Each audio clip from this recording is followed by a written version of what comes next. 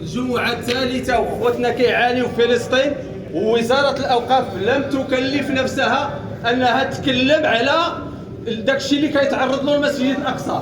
واش عباد الله كاين شي منكر أكثر من هذا الشيء؟ وعباد الله وزارة الأوقاف لم تكلف نفسها أن تتكلم عن المسجد الأقصى.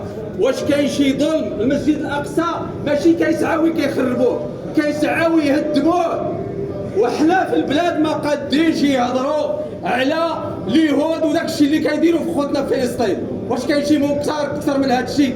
اللهم ان هذا منكر، اللهم ان هذا منكر، اللهم ان هذا منكر. في البلاد اللي الرئيس ديالها ولا الملك ديالها كيترأس لجنة القدس ما قادينش يهضروا على القدس. كاين شي مكثر من هذا الشيء؟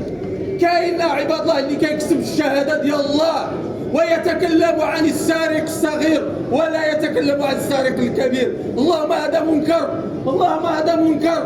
عباد الله مازال واشنو كينتظروا؟ واش كينتظروا اليهود يجيو لنا المغرب ونطبعوا معاهم؟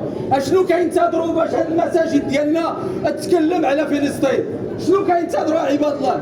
واش هادو اللي كيدعيو اسلاميت فيهم شي ريحه ديال الايمان؟ كاين شي منكر اكثر من هذا النهار؟ وعباد الله كاين شي منكر اكثر من عباد الله خوتنا كيموتوا في فلسطين؟ كاين شي منكر اكثر من اللي خوتنا كيموتوا حنا كنشوفوا؟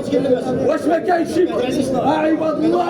عباد الله في هذه البلاد وكيفاش الجامعه الثالثه لم يتكلموا عن فلسطين، لم يتكلموا عن فلسطين، لم يتكلموا عن ثالث الحرمين.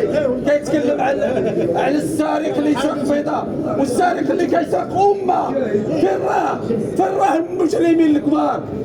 عباد الله حنا كنقولوا الواجب علينا